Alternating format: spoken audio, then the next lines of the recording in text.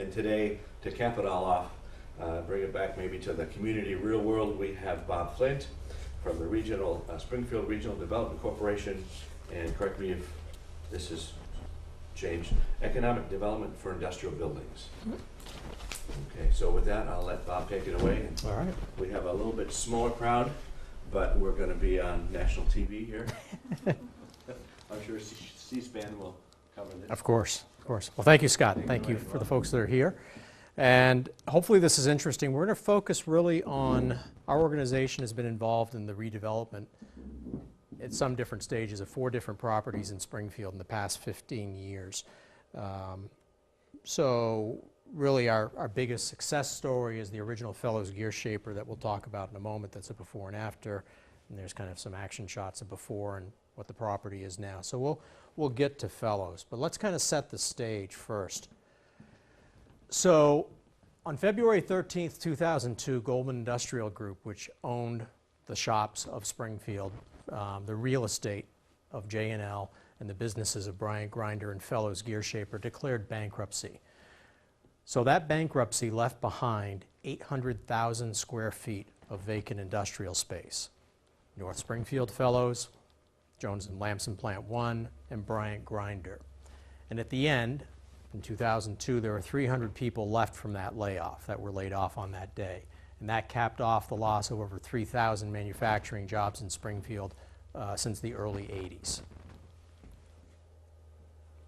So I think I just said this, but Goldman owned the businesses of Bryant's and Fellows and the real estate of all 3. J&L was the first to close in 1986. Bryant's was operated at their facility until about 2000, and then Fellows ran until the end. So in addition to the 3 Goldman properties, the original Fellows, which at that time was owned by Precision Valley Development Corporation, was falling into disrepair. So we ended up dealing with that one too. So we're going to start with the easiest of the 4, North Springfield Fellows. So Emhart Corporation built this 370,000 square foot facility in the late 1960s, and Fellows moved from old Fellows to new Fellows in 1970. 210 acres, 370,000 square feet. So actually the largest single-story flat roof in the state of Vermont, which is kind of interesting.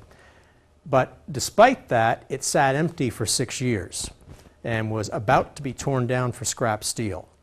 Thank God for the bank, which was a bank from Texas, that held the note to this specific building, because they were paying $350,000 a year in carrying costs on the property to make sure it was heated, to make sure there was somebody on site, to make sure there was roof leaks were dealt with and things like that. But it was seen as an antiquated white elephant. So we were fortunate enough to make contact with Winstanley Enterprises, which is a development firm from Massachusetts, who had already done some properties in Brattleboro, and convinced them to acquire the property and to redevelop it. So remember, the bank spent $350,000 a year for 6 years. They did not recover that investment. They sold it for less than $400,000. So Winstanley put in $10 million right in the beginning to bring it up to contemporary manufacturing standards. Since then, they've put another $7 million into the property. It's now the home of 3 businesses with over 300 jobs. There's about 50,000 feet in the building that's not utilized. Not relevant to this discussion, but there was a thought about doing a large-scale biomass project on some of the spare property that would have been a significant project in Springfield, but it was not permitted. So, but from a real estate point of view, the development of this site was critical for really the reinvigoration of what we call Precision Park, or the main industrial park in Springfield. But the one issue that this one did not have, that the other buildings we're going to talk about have, is contamination. Because it was built in 1968, 69, 70, so you don't have the challenges you're going to hear about with the other properties. So now we come to the former Bryant Grinder property, which is on Clinton Street or Route 11 as you come into Springfield on the left-hand side. So this is a picture of it back in the day. This is a fairly recent picture of the outside. So as I said, Bryant's ran in this facility until about 2000, when Goldman consolidated it with Fellows Gear Shaper up in North Springfield. After the bankruptcy of Goldman, it was acquired by a company called New England Cast and Stone that did architectural concrete. They in turn sold it to Mazer Vermont LLC, which is a Florida-based developer. They in turn sold it to us in 2010. Unfortunately, during the previous ownership, before we got a hold of it, the building was stripped of all of its wires, all of its piping. So both J&L and Bryant's have all the wire and piping gone. In the case of J&L, it's vandalism and all of that through the years. In the case of Bryant's, it was systemic. The state has, and Windsor's dealt with this a little bit too, but called the 1272 order, trying to make sure that stormwater does not combine with wastewater.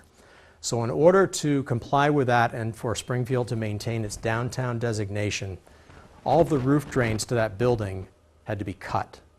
So for several years, water came in the roof during the winter, into the roof drains, had nowhere to go, froze, problems with the roof, as you'll see here in a moment. As we spoke about a moment ago with North Springfield Fellows not being contaminated, Bryant's is contaminated. It was an operating machine tool shop. There also are historic preservation considerations, which are relevant to this and the other properties we're about to talk about. So this is kind of a rough drawing of our plans for the property such as they are and what we think we've negotiated with historic preservation. So remember we just talked about roof drains and things in the roof. All the little black spots are holes in the roof or breaches because of the cutting of the roof drains. And it's actually, this is old, it's much worse. It's a horrible hole, actually right around here.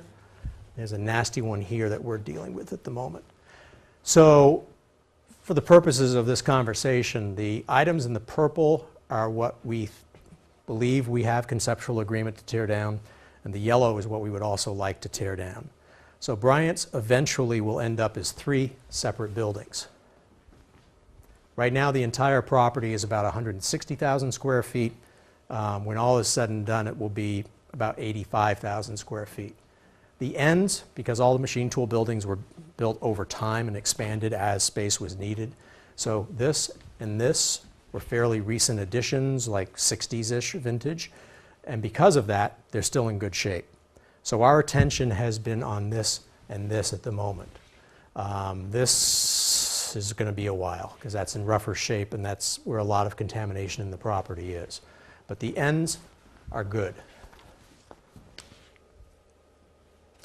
So, should we go back a slide?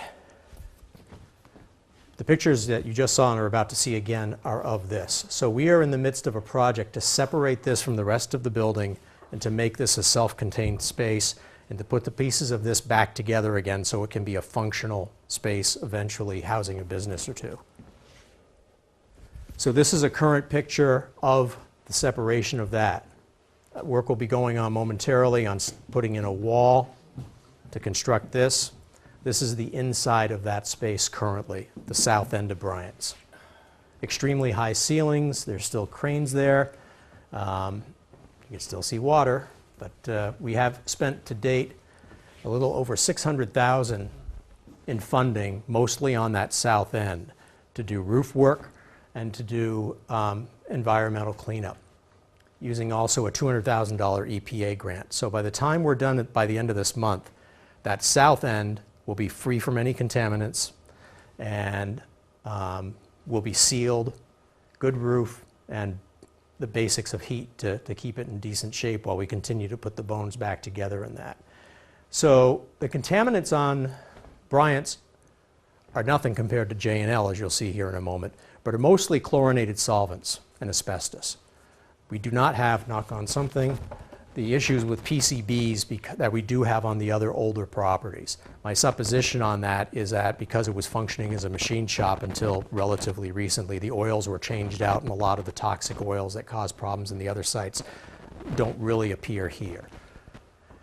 The site is eligible for new market tax credits. So of the 10 towns that SRDC covers, Springfield is the only one of the 10 that's currently eligible for new market tax credits, which for complicated large projects of say 7 million or more can bring 30% to a deal. So the redevelopment of the old Ben & Jerry's plant in the North Springfield Industrial Park into the Vermont Packing House is our first new market tax credit project.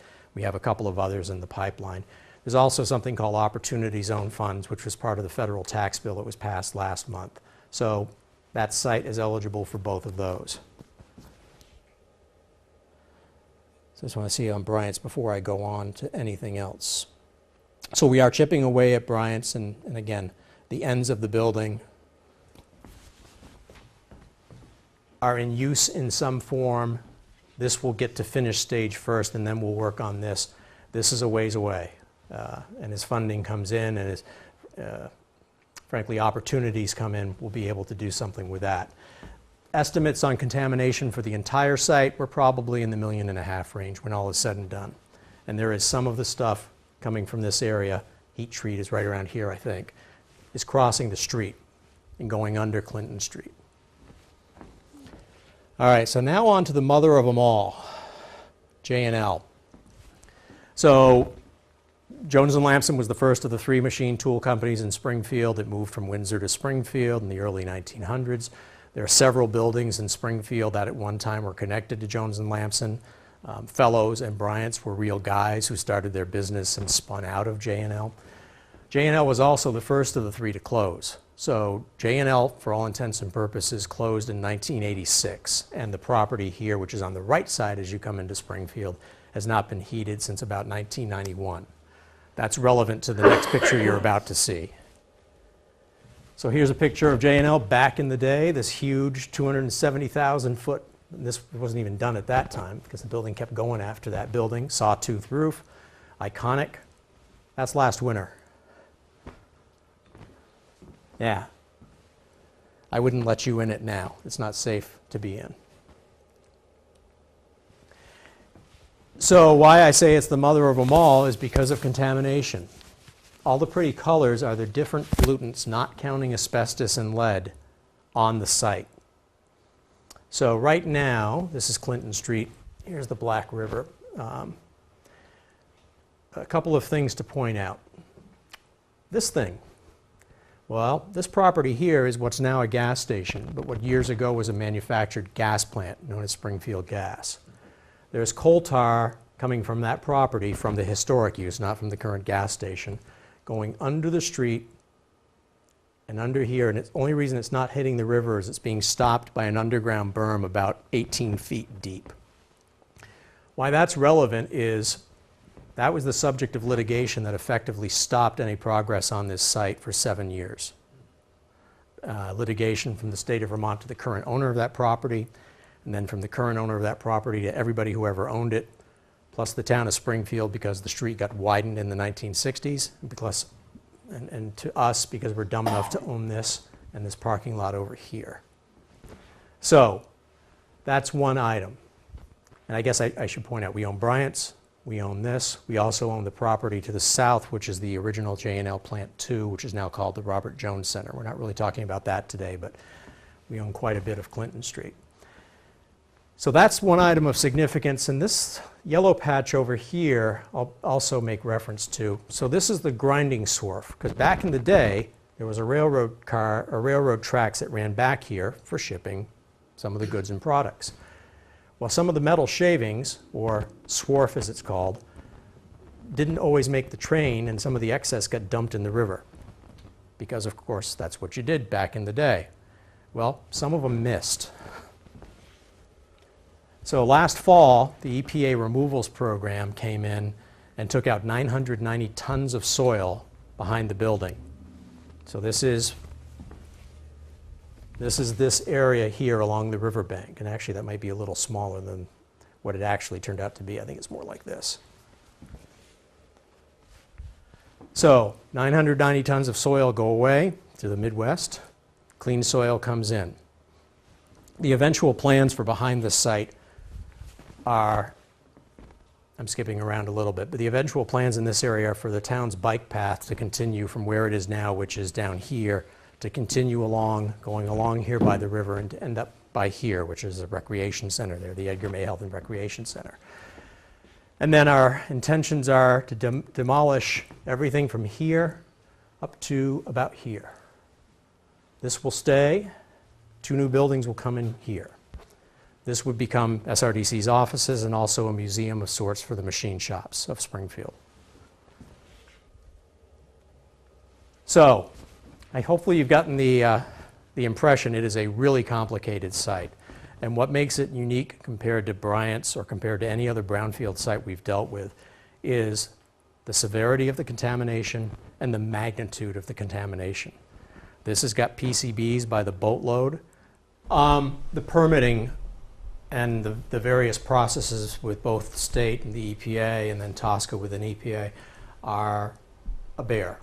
H881 was the initial bill number for a piece of legislation that we had to have passed this past session to clarify the relationship of a corrective action plan to Act 250, which sounds really arcane, but what that in essence allows us to do now that that law is passed, it codifies that a corrective action plan, in other words, how you're cleaning up a site that's contaminated, doesn't have to go through Act 250. That arguably already was in statute, but it wasn't clear enough for the regulators, so now it is. So the corrective action plan for J&L was just updated again on August 9th. That includes the demolition I spoke about, and that includes the extension of the bike path. We've already spent over $1.5 million just on cleanup. So we've done some of the asbestos cleanup already. We've done NAPL, which is a form of oil cleanup behind the building. I spoke about the removal of the soils this past fall. And now that, again, knock on something, we hopefully have gotten through all of the nonsense with permitting. We're steaming ahead on a complicated path that hopefully will lead to demolition of what I described earlier next spring. And as I said earlier, about 6,000 feet of the building will stay, which is the start of the office area that faces Bridge Street, if you know Springfield. And the tentative plans are to build two 90,000-foot structures on the site. It's not only eligible for the federal opportunity zone benefits I spoke about earlier, but the J&L site is the only state-designated opportunity zone in the state of Vermont. It was something I got tucked into legislation in 2009. Hasn't been actually turned on yet, but once the Springfield Select Board makes a request to turn it on, that starts a 7-year clock for any business or developer from out of state that takes on the property. It's a series of benefits above and beyond all other state incentives. Again, because of the complexity of that site, you're going to need something like that to really make the deal work. Tax increment financing funding, Springfield is expected to apply for a TIF zone, which would cover the downtown down through J&L. That may or may not be part of the puzzle to help make the deal work. As I say about J&L, it's a flat piece of land on a 4-lane highway near an interstate with full utilities. It is eminently valuable. But for the people of Springfield, when this site is demoed, it will be a huge day because that's also a visible site of the perceived inertia in the community and the inability to get going and the inability to make things happen. It'll be heartbreaking, but it will also be a really big, important day. All right, so now we get to, where's my glasses? Fellows Gear Shaper, which is the one we touched on in the beginning. This is a 50s era picture. I gotta get out of this. Oh, come on. Play slideshow.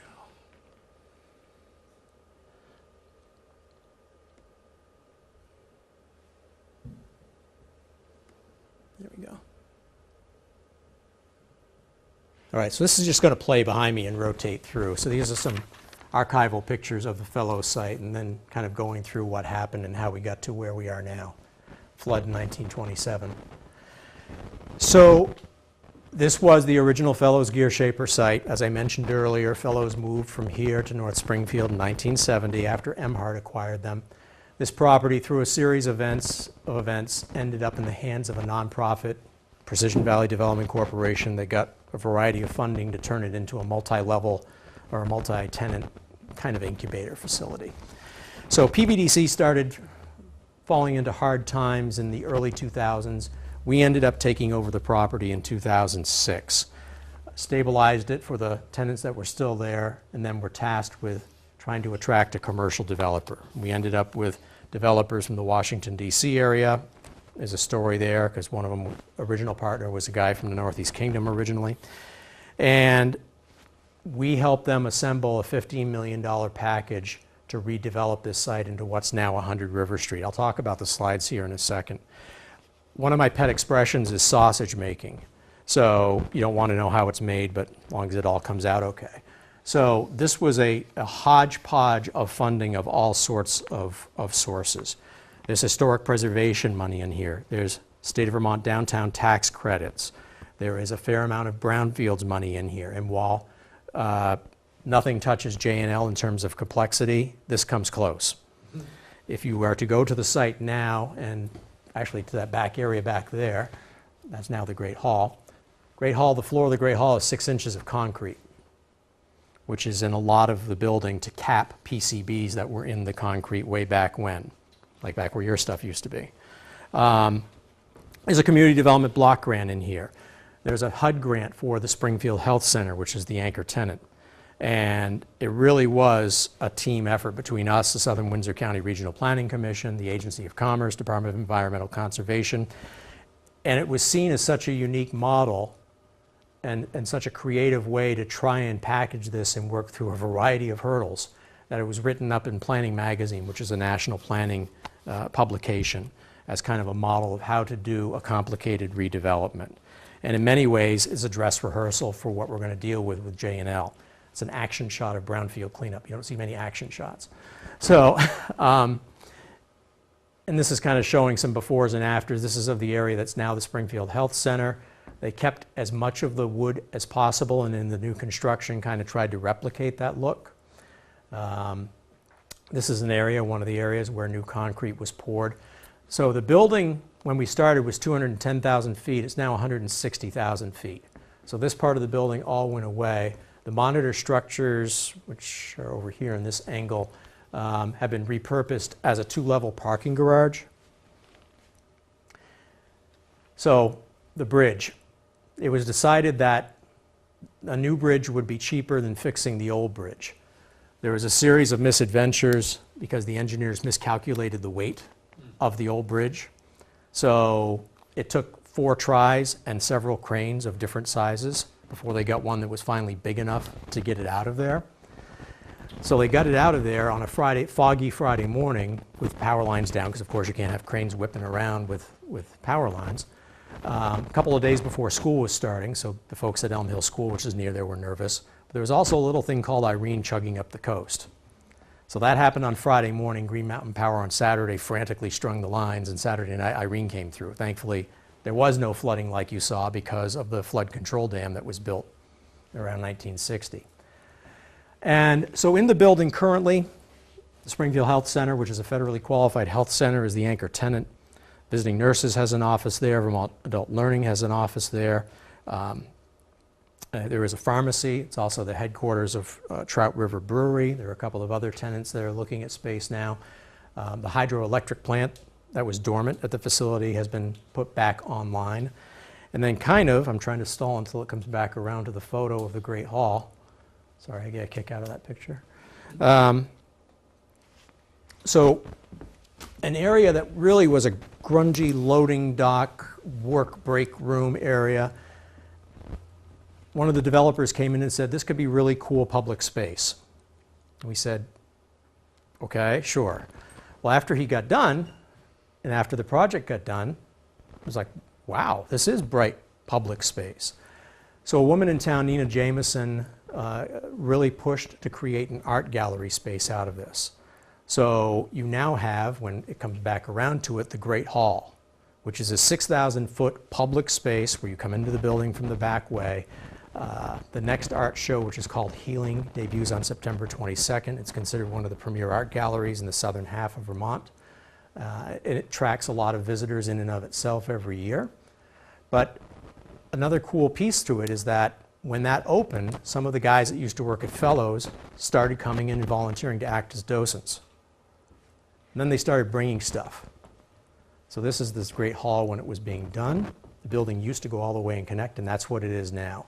So that corner has become a history corner with artifacts from Fellows and the other machine tool shops of the day. So that kind of shows what it can be and what you can do with space that was clearly something else years ago and, yes, was contaminated. Could you talk a little bit about that, the height of that building above the river and all the pictures of the floods you've shown? Yep. Historically speaking, how did they deal with that?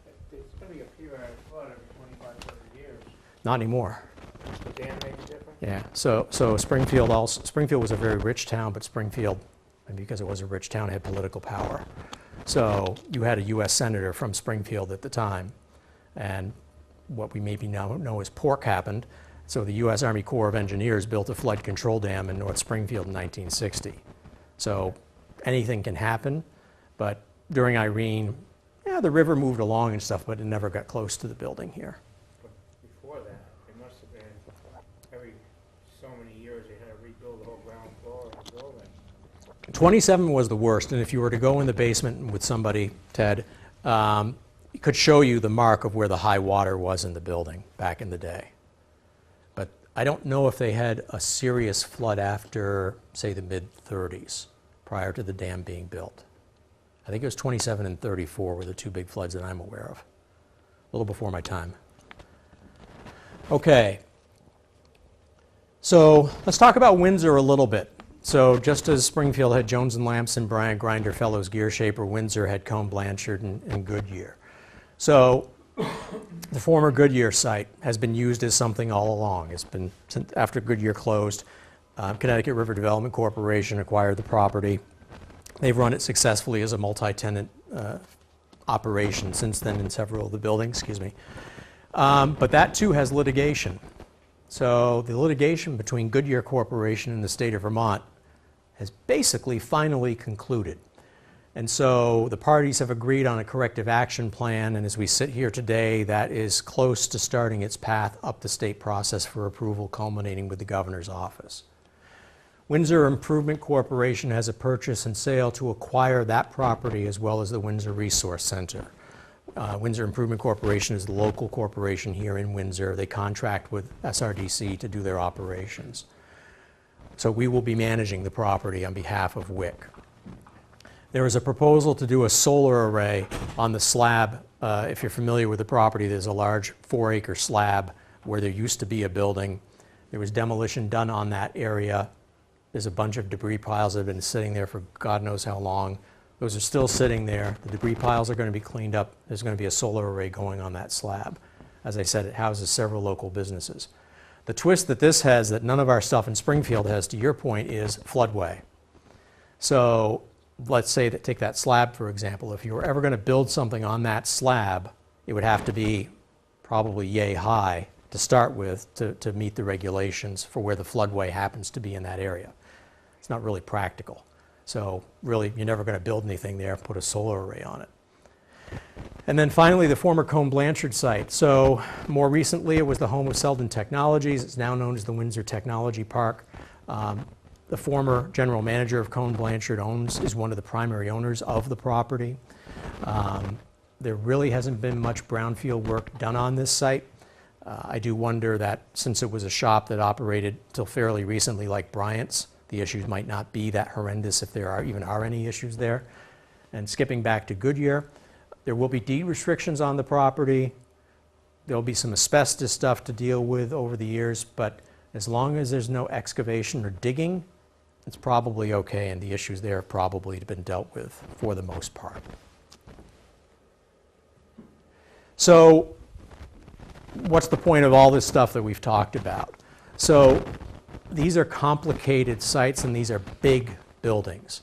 So even if it wasn't for the brownfield issues, these big buildings aren't really relevant for contemporary manufacturing. For a long time, there was a discussion about saving J&L and repurposing it for manufacturing. Unfortunately, the column widths, which actually are probably close to these column widths, doesn't really work for contemporary manufacturing. These big buildings aren't suited for manufacturing in the 21st century. These sites take obviously a lot of patience and a lot of persistence. A colleague of mine uses the term relentless incrementalism, and these are not conventional deals that flip in a normal commercial way. This region also has a lack of deal flow. In other words, this isn't even Hanover, much less Burlington, much less an urban market. So there aren't developers really active in your town every day. The property values are not robust enough to support development of these types of properties, and the lease rates on properties are not enough to really have a strong cash flow. So having a return on investment of these properties that are going to have a significant amount of debt is very, very challenging. So it requires creativity or sausage making. different ownership structures, different ways of skinning the cat like we did with the Old Fellows project. So it takes partnerships, and there's the various acronyms of people we work with. Again, the Southern Windsor County Regional Planning Commission is invaluable in the efforts that we do related to brownfields. Like with 100 River Street, public-private partnerships. I think a model that will happen certainly with J&L and probably with Bryant's will be a lease to own, where we will own it as long as humanly possible to get as much money as we're eligible for that a for-profit developer is not, and then letting the for-profit developer take title. Brownfield sites aren't easy. They take a lot of time. Developers don't have the patience for those. They don't have the patience necessarily for the regulatory people or processes involved in those. So that takes a special kind of developer to really want to get into that. So with J&L particularly, it's our job to try and honor the heritage of it and not waste the property. As I said, J&L is a flat piece of land on a 4-lane highway near the interstate. It's not going to be Walmart. It's not going to be warehousing. It's got to be put back into use for something valuable. It's a waste of what it used to be, as well as a waste of what it should be for the town of Springfield. Kind of back to what I was talking about earlier in terms of the economics of it. Any kind of construction now in Vermont, the appraised value does not match the cost of construction. So for example, our organization owns 2 buildings up in Artisans Park. We own the building where Vermont Farmstead Cheese is located and where Blake Hill Preserves is located. In the case of Blake Hill, which was just built, what, a year and a half ago, 2 years ago, the appraised value of that building when completed was about $250,000 different than the cost of actually building that building. That's a problem when you're trying to put together financing and trying to find a way to make it work. If you have that much of a gap on a conventional brand new building, your gap on these white elephants is going to be even more extreme. Finding pre-development money is challenging, again, especially in unconventional circumstances. Trying to find money that's purely speculative, that ideally is free and not a loan, is a problem. And then, how do you pay the bills while the project's being developed before it turns into any kind of income? Our organization right now is paying over $60,000 a year in property taxes on J&L and Bryant's. We're not getting that back. We're never going to make that back. We're crazy enough to do it for the good of the order. Why, excuse me, Yeah. why is it that you have such disparity between a new construction and the value of it after it's completed?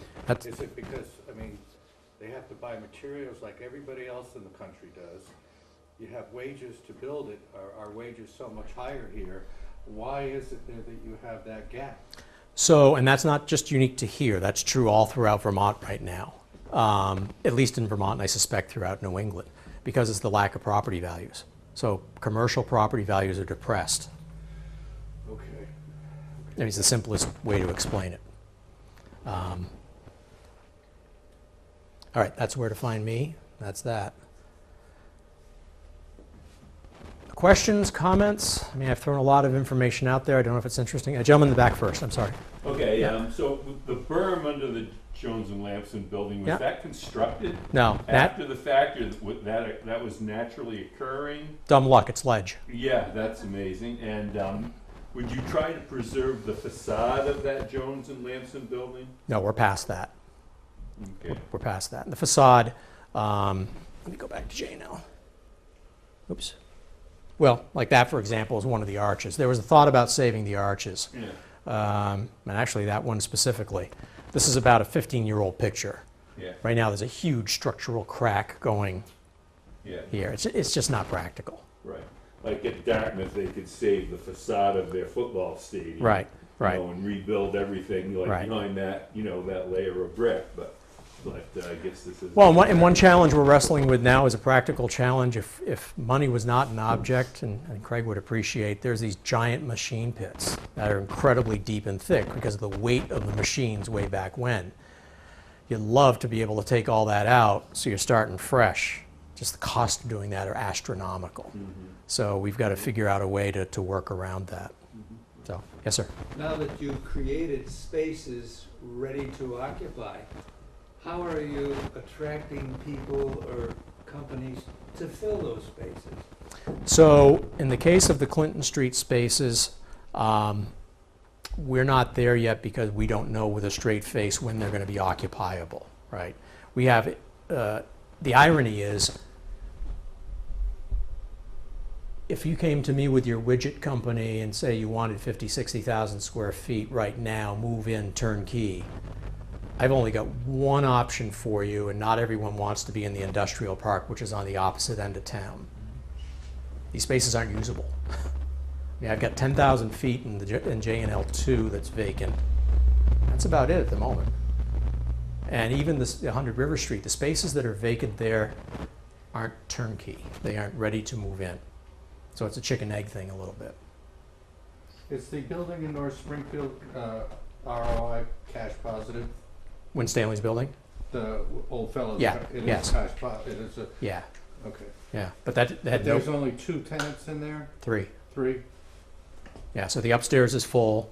But at least you prove that you can do it and get a positive ROI. Though he was patient, because it took a long time to get his initial investment back. So I would bet, without having seen his financials in a while, it probably took him at least 5 years to get to a positive return on his initial investment. Yes, sir. I am surprised, and I may be off base with this, but I'm surprised that the local municipalities don't give you a huge tax break. Because, you know, it discourages someone investing in one of these projects. In the long term, if you do develop it, and the company moves in, or companies or corporations, what have you, the amount of tax they can collect at that point would be far in excess of what they could squeeze out of you now when the property is a disaster. And the fact is you're actually working for, you know, the town of Springfield, what county is that? Windsor County. Okay, and also for the state of Vermont, because let's face it, there are not really enough jobs that pay more than $10 or $11 an Right. hour in this area. Right. And so their taxes are gonna contribute to the state and the county. The short version of the answer to the question you're asking is that with property taxation in Vermont, the education tax is a significant portion of it, which is a state tax. So, and then if a business was coming in, the way the, but the way the incentives are structured, chances are the incentive that would give a break on taxes probably is not as valuable as the incentive that the company would get for moving in and hiring a certain number of people. And it's an either-or situation, it's not both. So, without getting into the weeds on what the education tax is and isn't in Vermont, it's not as the town of Springfield, even if they wanted to, couldn't give us free taxes on this because, again, a significant amount of the tax rate is the education tax. Now, when I mentioned the state opportunity, Baseball stadium. yeah, when the state opportunity zone thing comes in, one of the benefits, ironically, on that is specifically some break on the ed tax. The what? The education tax, the education part of the property tax. I don't Anyway, want didn't mean to sway confuse off you. what you're saying, but that's one of our biggest problems in the state, is that our tax rate is so onerous, that if you're a corporation and you'd like to come here for various reasons, that we have a wonderful place to live, we Right. have good hospitals, we have good schools, whatever it is, but then they look and they say it's gonna cost me 25% more to have a company in Vermont than it is in New Hampshire or New York. I mean, they're there to make money, and that we don't get the fact, but the people down in South Carolina, Alabama, and in those places, Tennessee, they're gonna give this stuff to corporations to move in. And then after 10 years, then they'll start collecting taxes. And you really have to do those things to create an incentive for jobs to move in there that are above $10 or $15 an hour. Yeah, I don't want to go too far off what I'm supposed to be talking about, I but know. but I will say, there's an election coming up in a couple of months, and my day job, not necessarily just dealing with these things, is helping companies to live and fight another day, as well as helping to try and attract and retain and incentivize businesses to come here. So there are basically 2 state programs to do that.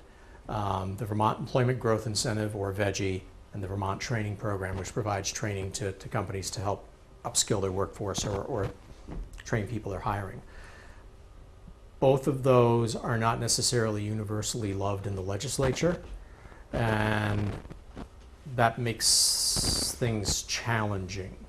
So you're never going to have, because Vermont doesn't have the scale to have the resources of New York or Massachusetts or whatever, but attitudinally it would be nice to have incentives that weren't contentious and to have an agreed upon definition of economic development that people think is a good thing.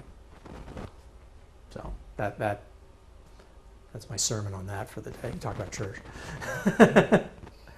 Other questions or comments? Just going way back. Yeah. So you have the cement that's full of PCB. Yeah. And I think that's what you said. Mhm. Okay, so what do you do, cover it up?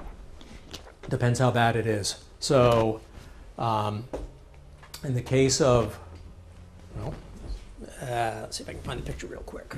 I mean, Yeah, no, but I, you meant to ship it somewhere else and have them worry about it? depends on where it is. So, where's a good shot of? You can't cover it. Yeah, you can. Well, this is covering it. This is actually in the basement. So that's, again, not to get into the weeds of PCBs in Tosca, but depending on the level of PCBs, parts per million, you either do, and also it depends on the use of the space. So in this case, this is an action shot of 6 inches of new concrete going on top of the PCB-laden concrete here.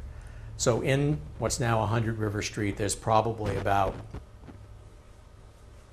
45,000 square feet, actually maybe a little bit more than that, that has 6 inches of concrete.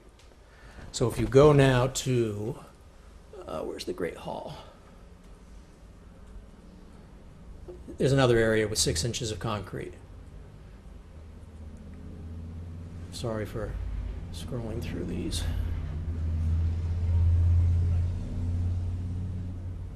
Okay. And let's see, this may or may not be before the new concrete is on. This must be after. So this is the Great Hall. So this has 6 inches of concrete.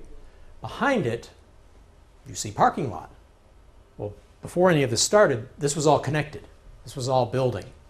So the PCBs under there, which was because of conduit under the concrete that they greased to run cabling back in the day, that grease they used was incredibly toxic, so their PCB levels were. So that meant that all had to be dug up. Concrete and the conduit below it and the soils below that, and had to be sent away. So it depends on where it is. Depends on how high it is and depends on the use. Long answer to a short question. Yeah. So I imagine that involves a number of environmental impact statement permits, negotiations, and realities of life. Correct. And it also brings in, just a second, Craig, it also brings into the party TSCA, which is a Toxic Substances Control Act, which is a subset of EPA. If you don't have PCBs, they mind their own business. If they get involved, that adds another layer, and a pretty serious layer, to an already complicated process. Craig? The buildings at Bryant's, Yeah. how are you redeveloping? What are the, let me see how to term this. Are they gonna be geared towards manufacturing? They're not gonna be like offices or something like Well, that? I think we want, at the moment, we want to stay flexible and open, right? But I think if I have my druthers, that south end that we're doing right now becomes manufacturing Right, again. then the other thing is the 290,000 square foot buildings you're gonna build on top Right. of the old J&L plant. Right. What are they gonna be? Ideally, light manufacturing. You can do the speech better than I can, but about how important manufacturing is to the economy. I'm stubborn enough to believe it. So hopefully we can have this be a productive use of that property. Again, I can promise it won't be Walmart, which has been suggested. Or won't be something with low-paying jobs. It's got to be something with value-added jobs that contributes to the economy.